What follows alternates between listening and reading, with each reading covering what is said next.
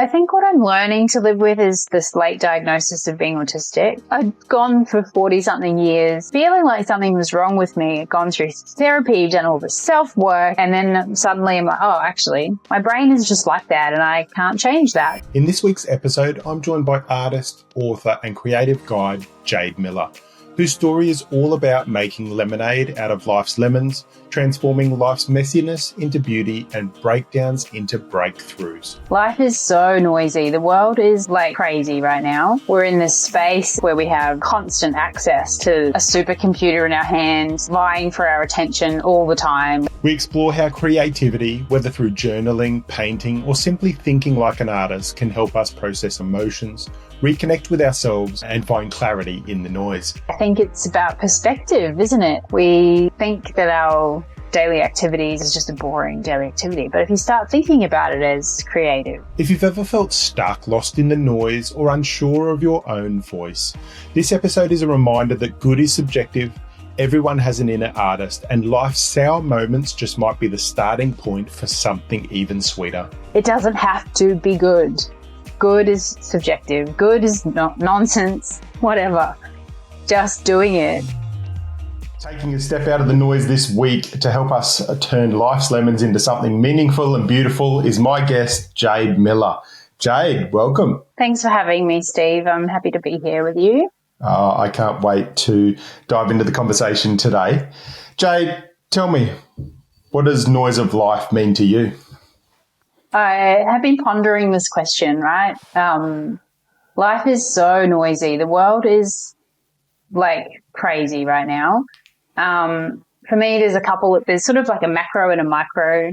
On a macro level, we're in this space of life where we have constant access to, a supercomputer in our hands that is, people are vying for our attention all the time on social media, news, email, whatever, ping, ping, ping, ping. There's so much noise with that, let alone, parenting and life and all of those other things.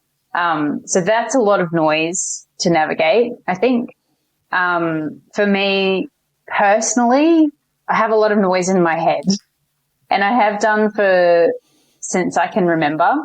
Being a neurodivergent person with a spicy brain has meant that there's a lot going on up here. There's a lot of,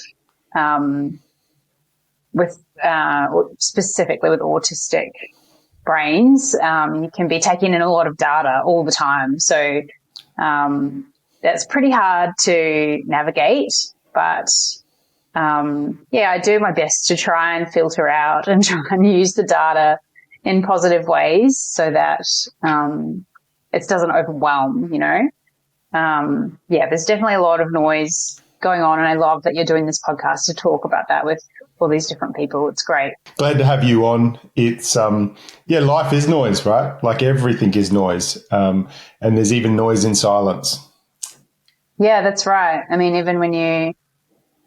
I'm not great at meditating because of the fuzzy head sometimes, but if you can get into a space that calms the noise, super helpful. And sometimes you just have those moments where there's a bit of clarity and a bit of quiet.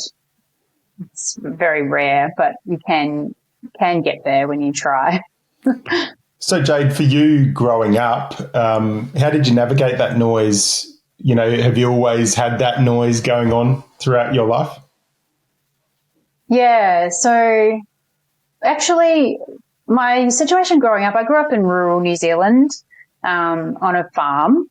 So things were generally pretty quiet around my area. Our next door neighbours were a couple of kilometres away.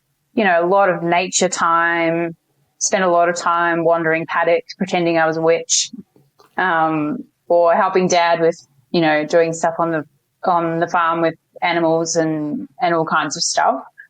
My solace was always creativity. Like getting into whether it was colouring in or drawing or painting or creating in some way, even being creative, like I said, wandering around with my imagination, I think that has always been a help to me to cut out some of that noise of my brain, life, things that are going on. And I think also as well, I talk about journaling, and how powerful journaling can be, journaling and meditation. But journaling isn't just writing, journaling can be, speaking, like voice to text, or as you do, like you'll do your daily journals and it's painting. It's using your creativity and getting it out on paper. Yeah, that's right. I think, you're exactly right. Journaling is, I think people have a misconception that it's, I have to sit down and write my dear diary for the day. It can just be scribbles. It could be just letting the pen go nuts on the paper just to let that emotion out, because really journaling is just about processing. And so one of the ways that I process in a journaling kind of style is visually, with colour, with shape, with scribbles, with all kinds of visual mediums, scholar, all that sort of stuff that I do with my art. And it's such a healthy way to connect to yourself, to find, I think there's freedom in it, to find that space that you may have lost. As a kid, it's so much easier, right? Like we sort of journaled a lot in school. We did art and freely painted and freely drew. And I think we've sort of lost that, and freely wrote as well. Like I did a lot of writing as a kid, and you write stories and you're doing that sort of thing all the time in primary school, for example. But then we sort of, it gets more serious and more serious as we get older and starts getting more structured. Yeah. So going back to finding that sort of freedom and that space for expression, I think is such an important part of, like you talk about, cutting out that noise. Well, and it's a big noise of comparison, right? Yeah. Comparison is massive. Oh, yeah. Well, you can get into that, especially as an artist. And we're, as I was talking about, as we go through school life, it starts to be competitive, because who's getting A's, who's getting B's. So we start to sort of get trained, I think, in that space of comparing ourselves. Who got into what uni, who's doing, who's dating who, and all of that sort of stuff. That comparison is like sort of, it starts to get ingrained into us, that I don't think we're born with it. I don't think we're born comparing ourselves to the next baby over. Like it definitely is something in this world that grows within us, I think. Yeah, I can't remember being in kindergarten, wondering and looking at the kid next to me who's done a marble drawing or a finger painting and kind of going, is his better than mine, or is mine better than his? I can't remember that. No, I think probably the first time that I experienced something along these lines was at school, where we'd done some clay sculptures, and I'd created an elephant, and I must have been 9 years old maybe, and I was so proud of it. It was so realistic, it looked so good, and we'd all left our clay structures to dry overnight, and I came to school the next morning and someone had squashed my elephant, like destroyed it. And I think that was probably maybe the first time I realized, okay, so sometimes people do compare themselves. That's a really iconic memory for me, I guess, of comparison, is where somebody thought, I don't want them to succeed and I'm going to squash that. Kind of traumatizing. Yeah. I think we obviously met on a retreat with Leanne and Steve, and it was interesting because you were just sketching one day, right? And we're like, oh my God, this is amazing. And you're like, oh, it's not that good. And we're like, it's phenomenal, and it's interesting just how the self-doubt and how critical we can be of ourselves when, it doesn't matter what you're drawing or what you're doing. Like, it's you and it is enough. It's what's coming out of you. That's sort of like the next step. After we've, in our early days, we don't compare. Then we grow into this world of comparison, and then we have to undo it all. We have to find a space that's about yourself, and you're believing in your own worth and believing in your own abilities, that you are valuable just as you are, not compared to the next person. I'm not more valuable or less valuable than another person. Everybody's equally as valuable as a human with different skills, different abilities, and that's what makes the world such a beautiful place, is that we all have unique things about us that that we can bring to the world, and that self-doubt and that comparison really squashes that, I think.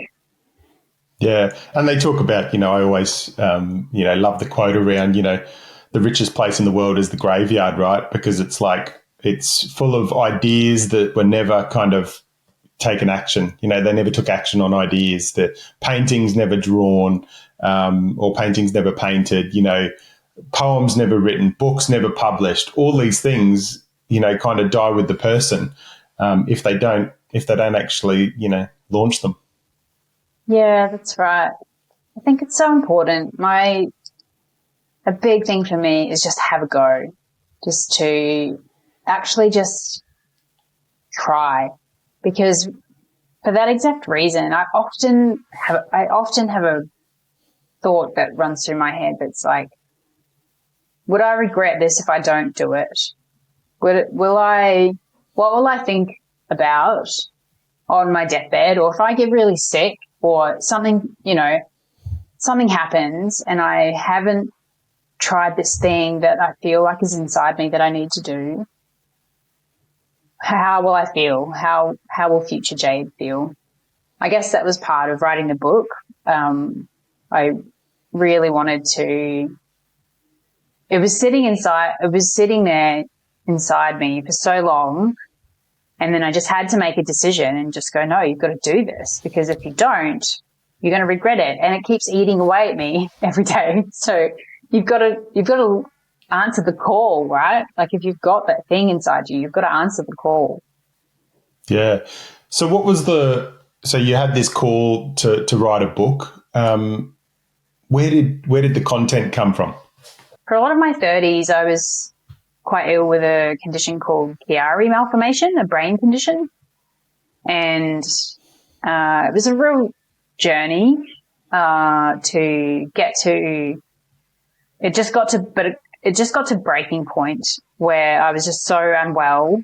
I had to finish work, and I was living in constant pain, and just the challenges of life, of parenting, working, and living with this pain. I don't know, it just drove me to share. So I started writing, and I just wrote and wrote and wrote. And the first iteration of the book was just probably what you would call a journal. It was just, everything just came out. So if you're thinking about writing a book, it doesn't have to be, you don't have to sit down with your perfect chapter structure. You just start. So I just started writing and expressing myself and sharing stories and, writing about memories. And that sat there for a number of years, actually. So I had about 40,000 words, and they sat there, and I didn't really do anything with it, but it just was sitting in the back of my mind that I should do something with that. And then a really good friend, Leanne Hughes, who is always motivational. If anyone's a go-getter, try something, it's Leanne Hughes. She asked to read it, and nobody had read it, and I gave it to her, and that was the catalyst. It was like, right, I've given this to someone, I've got to do something with it now. I have to. So I just made that decision, and then just went all in on shaping it. The book now is quite different from the original 40,000 words. The first 40,000 words in a personal kind of book like this, there was a lot of ranting, raving. You know, there was some anger, there was some frustration, there was some sadness, and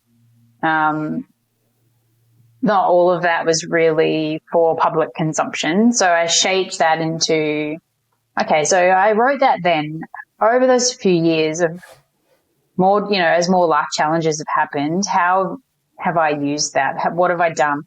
How do I turn those lemons that I've had into something more constructive, more productive, more healthy, more healing?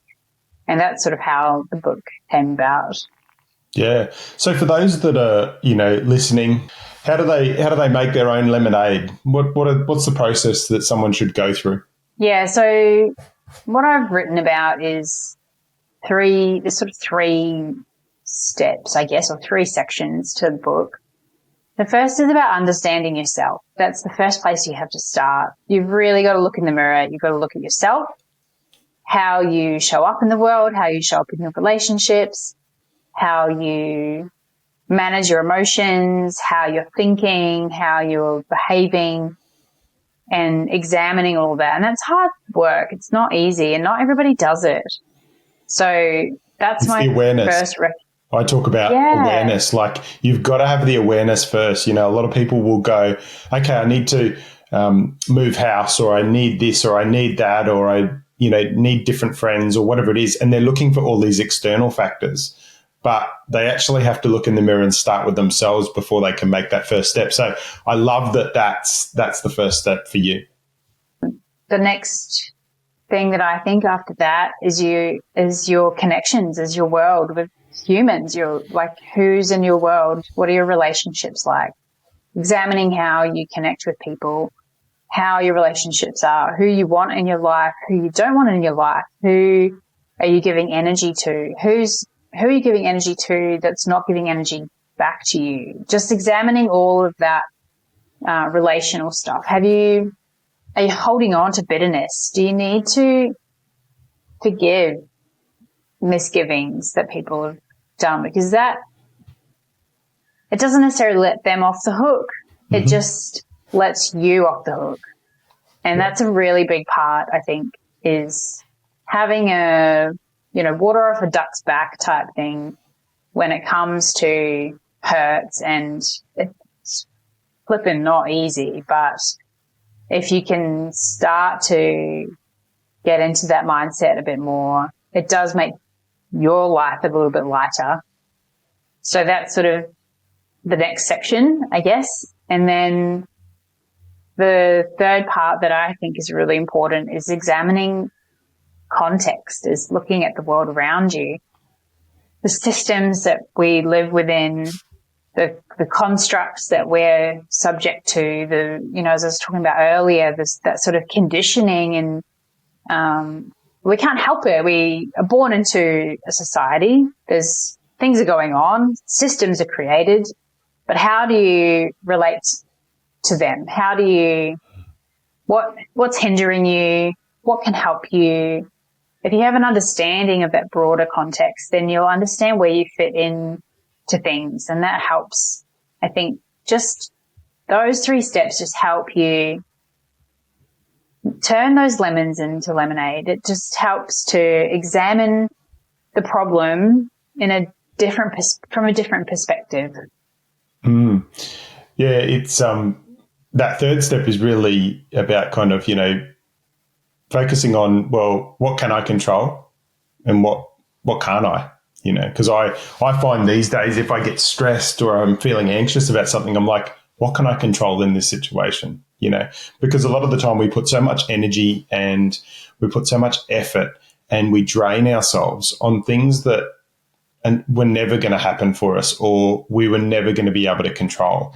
And rather than focusing on the things we can't control, we can actually use our energy and our effort and everything that we've got to put into the things that we can control, and that shapes our day and shapes our life so much better.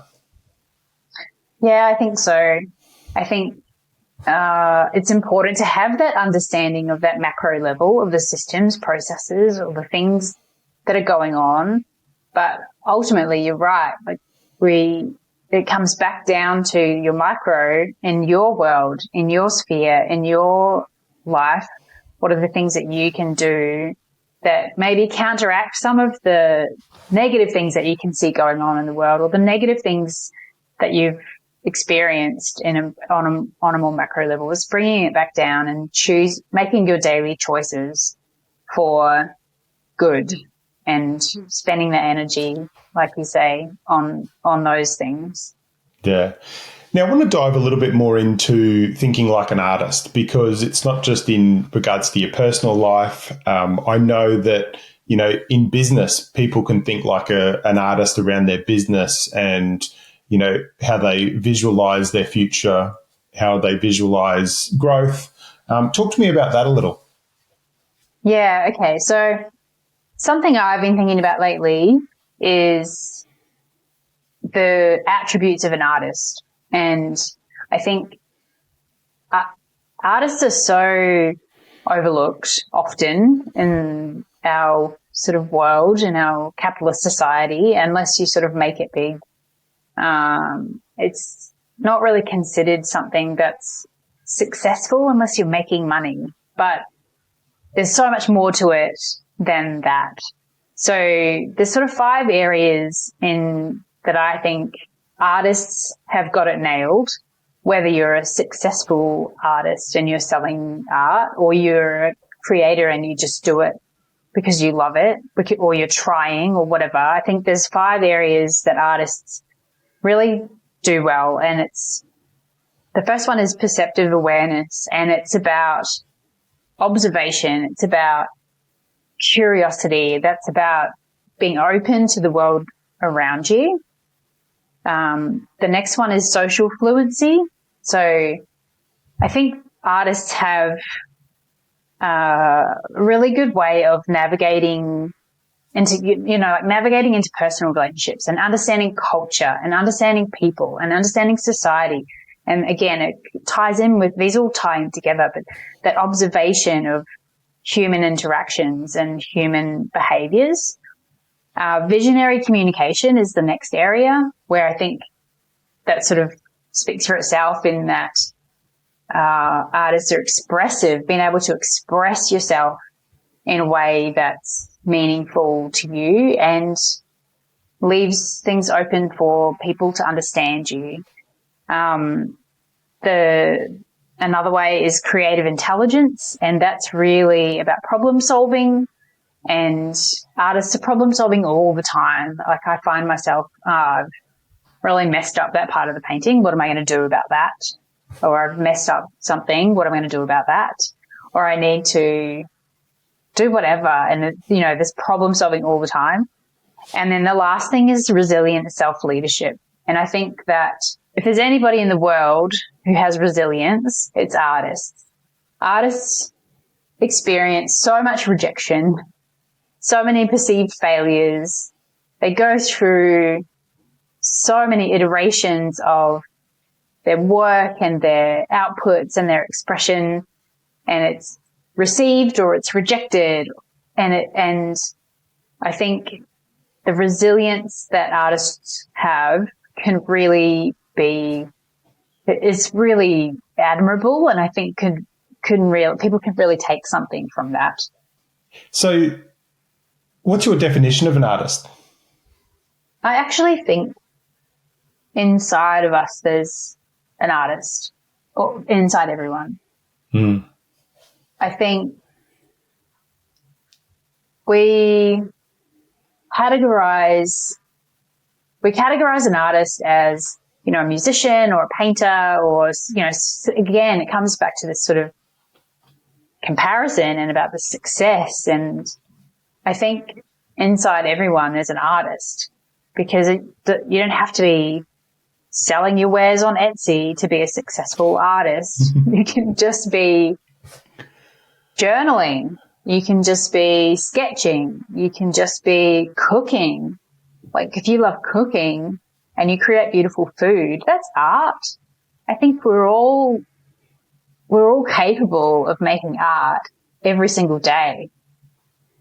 Yeah. And I wanted you to make that point because we all create, right? Every day we are creating things. We're all artists. And I think, for those listening, there'd be people sitting there, listening to the conversation going, oh, but I'm not an artist. Oh, I can't be creative.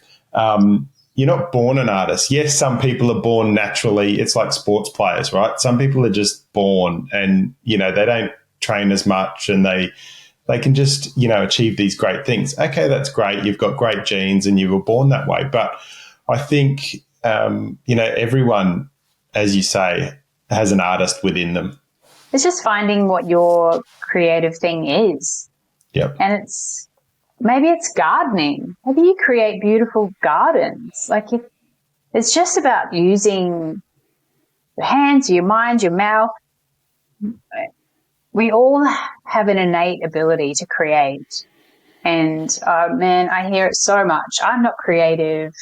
I don't have a creative bone in my body. If I had $1 for every time I heard somebody say that. People have creative bones. Everybody's got creative bones. And it's just about finding your own thing. And I actually think it's imperative to a whole and well life to find some element of creativity for your life. So what would you say to someone that's afraid to, try and, I suppose, unleash or launch their creativity because I won't be good at it? Yeah, but I won't be good at it. It's such a block. It doesn't matter. It actually doesn't have to be good. It doesn't actually have to be good at all. It can be, who says what good is anyway? It's subjective, right? Just like A's, B's and C's in school, really. Exactly. People, I think it's just finding something and starting. Just like I was talking about earlier, just have a go. Whether it's just put a notebook and a pen beside your bed, set yourself a challenge for 5 days to draw or write before you go to sleep for 5 minutes. 5 minutes for 5 days. See how you go. See how it feels. It'll feel good. I can almost guarantee it will feel good. And then that builds. And then you can build into something else. You can explore and express. And it's just making that time. And everybody's got 5 minutes to do something little. Like it's really, it's not, we're busy, yes, but it's not that hard to take 5 minutes off your screen time and put it into something a little bit more healthy, a little bit more productive. Yeah. Always makes me think when someone says, oh, I don't have enough time. It's like, oh, yeah, and then in the next breath it's, have you watched this Netflix show or have you watched, I've just binge watched, Emily in Paris or whatever it is, right? And you go, oh, but you don't have time. Okay. It's interesting. It's like we've talked about, was where you put your energy, really choosing and making that choice about where you put your energy. Sometimes you need to binge watch Emily in Paris, but if there's something gnawing away at you, if there's something that I think we all have those things. We've all got something gnawing away that we should be putting some energy into, or could, don't like shoulding, but could put some energy into that we're not. And it's just making that choice. It's just going line in the sand. All right, today's the day and we'll do it. 5 minutes. Yeah. And it's interesting as well because if you think, some of the most famous artists, right? Some of their artworks that they didn't think were very good are worth millions of dollars today, right? Some of the ones that they just kind of put in the back of their workshop and were found many, many years later, like people were just like, oh, wow, that's just amazing, but it was something that they discarded. Totally. One of my favorite, I went to an exhibition in Melbourne, and Cezanne was one of the artists as part of the exhibition. And my favorite piece was actually a half-finished piece by Cezanne. It was a sketch. It was so raw, so real, half-finished. And that really spoke to me about creativity and about how it doesn't have to be good. Good is subjective. Good is not nonsense, whatever. Just doing it. And it was there as, I don't know, it just felt so iconic to me that it was part of that exhibition, because that's how I see life and how I see creativity, is that we can do things half finished. It just matters that you do it. That's all. Yeah. So, you've taken life's lemons, and made lemonade. You've turned kind of pain into purpose. Talk to me about what's a day in the life of Jade to make sure she's connected and present in life, and, living like an artist as well. Yeah. So at the moment I'm on a bit of a sabbatical and I'm not working. I'm having some mental health challenges, as we often do. So my job at the moment is really parenting my kids, looking after my kids. I've got 2 teenagers. I want to make sure they're doing okay. Thought teenage life might be a bit easier, but it's actually, I feel like I actually need to be more present for my kids, even though they're pulling away. That makes it even more important to be around for them for when they do need you. And the stakes are much higher with all of their activities and what they're doing, what they're getting up to.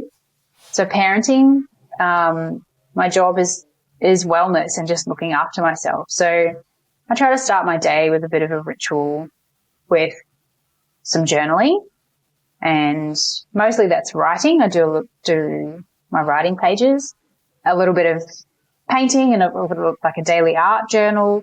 And even if it's rubbish, even if it's ugly, I'm still doing it and making a point that doesn't matter that if it's good or not good. And really that doing that every day helps to build that self-confidence and to eradicate that comparison, eradicate that self-doubt, and eradicate that has to be good mentality. And that contributes to my daily wellness. Just looking after myself, walking, yoga, eating well, trying to do all these things, it's, we can never be perfect at it. And I think the main thing is having the intention and having a go. Just trying to set yourself up well for the day, I think, is the most important thing. My mornings are really important to me. Whatever happens for the rest of the day, if I have a really down day, but I know that I've been for a walk, I've done something that's good for myself and ultimately good for my family, because I'm looking after myself. So those are a few things. I think that morning thing for me is really a big part of that. Yeah, I think mornings are really, really important to kind of kickstart the day. For me, if I don't go and do cycle, or I don't exercise, or I don't get out and kind of get moving, it really affects my day. Jade, I think, you were talking about meditation, it's hard to quieten the mind, but I would say that you doing your art journal is a form of meditation. Yeah, you're probably right. I'm probably a little bit hard on myself in saying I'm no good at meditation, where I do have a bit of quiet time when I'm painting or creating or doing the art journaling. And I think, I do think people have a misconception about meditation having to be, sitting and, being quiet for 10 minutes, or, meditation is just being, I think, focused on something that you enjoy doing. That meditation can be as simple as that, I think. Yeah, like for those listening, meditation can be gardening. Like I love going out and do gardening work. I'm landscaping at the moment, right? So I look at it and go, I'm being creative. I'm an artist at the moment, right? I'm pushing around dirt and I'm going to lay some turf this week, and I've been renovating a house. So it's all creativity. It's all designing and visualizing and then seeing it. And I actually have got to this point of the process of the house, and I'm like, this is actually the most rewarding. I was saying to my sons the other day, this is the most rewarding stage of a renovation, when you're kind of putting the plants in and, like it's all coming together. It's like an artwork, right? Like, when an artist kind of just starts, some strokes on a canvas, and then it builds into this big artwork and this masterpiece. And, I'm really enjoying at this point in time doing that. But yesterday I was on a kanga and, I was, pushing dirt around. And for me, that was actually a form of meditation as well. Yes, I think you're totally right. And I love that you see what you're doing as creative and as a form of meditation.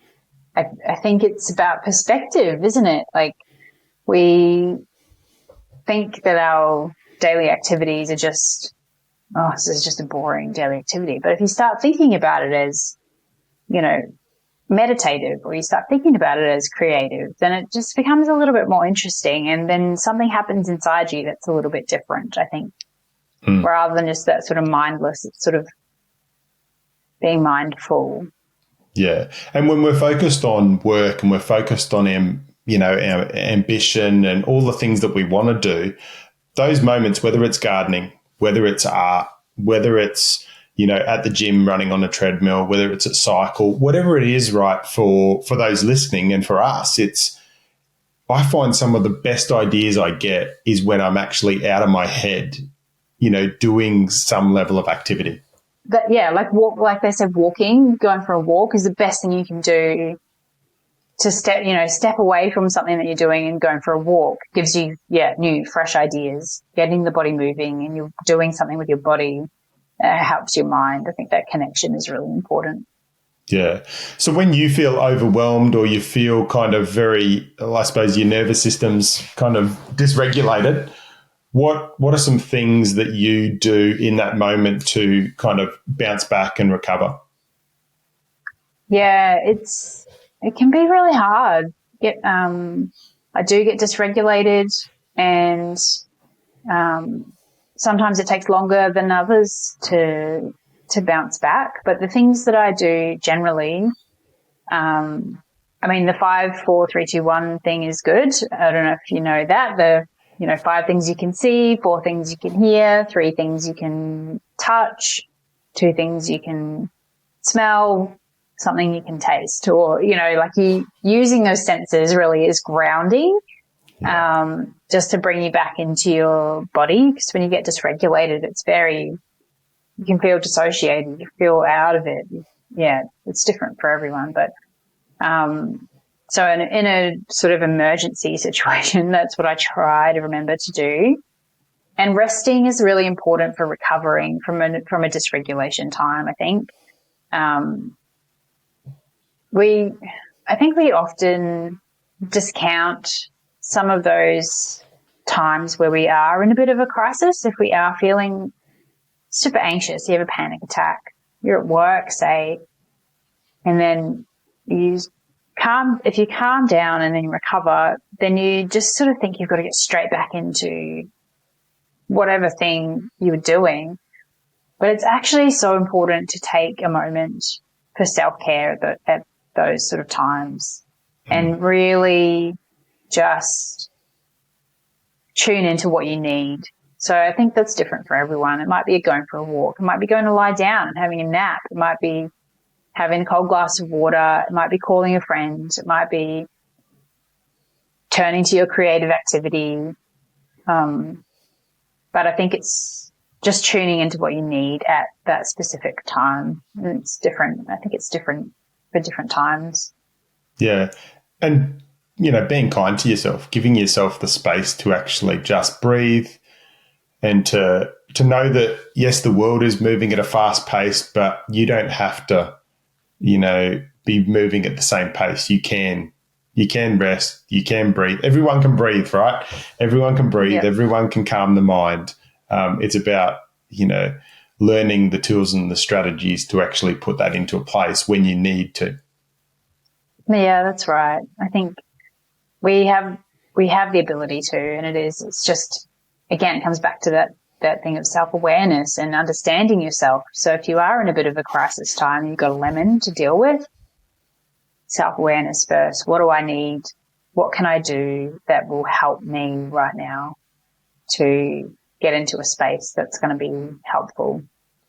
Yeah. And I think, as we chatted before, lemons and crises in life are opportunities for growth, and it's how you view it. So those that are listening to this conversation, if you've been through something, if you're going through something, and throughout our life, we're going to continue to go through stuff.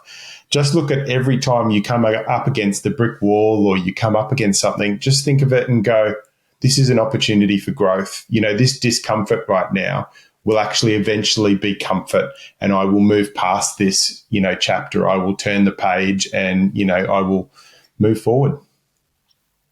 Yeah, I do agree. I think there's space for a beat, to take a beat to feel and acknowledge whatever it is you're going through and let that process in whatever way that you do, but not staying there. That's the important part, but we get angry, we get frustrated with people, but so allowing that frustration, allowing that emotion, but just not letting it stick around, moving through it. I think that's really important, is that processing. And that's, I guess, where I advocate for creativity and in all its forms, is a way of processing those emotions, big, small, happy, sad, good, bad, positive, negative, whatever they are.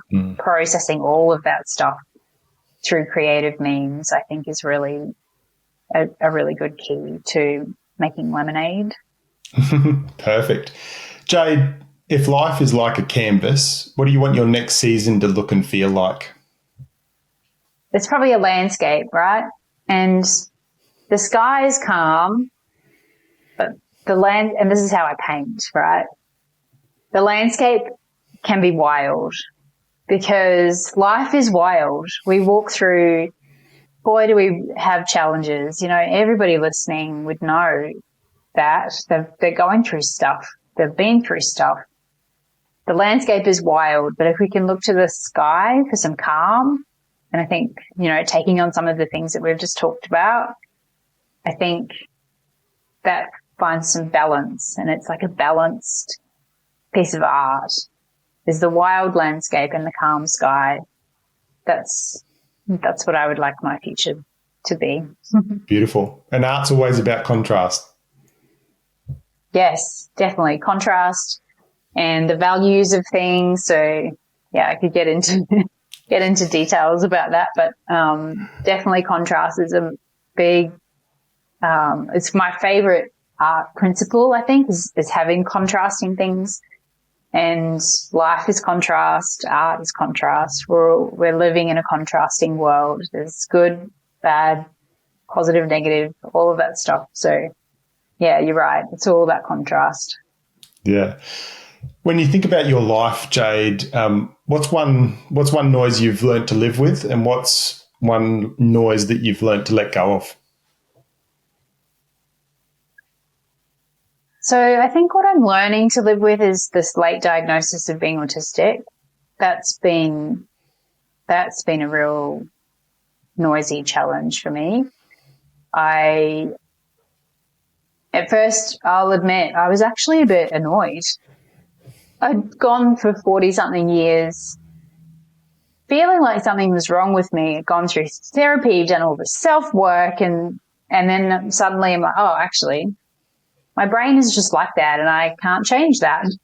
So there's been a grieving, the seven stages of grieving about that. So that's what I'm learning to live with, and I think we'll continue to learn. I don't know if we ever come to any grand conclusions. I think we're constantly learning. Something to let go of, I think, is the past. Really trying to be okay with the version of Jade that made that mistake, with the version of Jade that made that decision, being okay with her and not being so mean about it. Really trying to let go of those things that haunt you about, grade 8. Something you said in grade 8 that haunts you while you're trying to go to sleep. I think letting go of that version of ourselves that made those decisions with the information you had at the time, with the circumstances that you were in, whatever those things are, we can't regret that stuff. We just have to kind of let it go and live with that. I think those two things are my noise things that I'm working on. Yeah, perfect. And obviously life's given you some lemons, but if you would name one lemon that you're so grateful for that you actually got, what would it be? Oh, I think, that's a hard one. There's so many things that happen in our lives that change the trajectory of things, that shape who we are, that shape how we think, how we act. I think just coming back to that, like, diagnosis autistic thing, I think that is probably a lemon that I got thrown that was very unexpected, but I am coming to realize that it makes me who I am. The quirks about me, the oddities, the difficulties, it's actually, I'm embracing that lemon and learning how to manage it better and how to embrace those things. And yeah, let's say I'm grateful for that. Yeah, perfect. Now, Jade, finish this sentence. To think like an artist is to... Stay curious and open. Love it. Love it. Jade, I'm so grateful for your time today. For those that are listening that want to reach out to you, to connect with you, what's the best way for them to do that? Yeah, so Lemonade with Jade on Instagram is probably the best place to connect with me. Yeah, feel free to follow and send me a message. I have no problems with that. Love to hear from you. Awesome. I have loved your insights. I'm sure listeners have as well. It's been a great conversation and, challenging people to think more like an artist and, seeing their lemons in life that can be turned into lemonades. So thank you for your time and I'm looking forward to catching up again soon. Thanks so much, Steve. It's been fabulous. Thanks, Jade.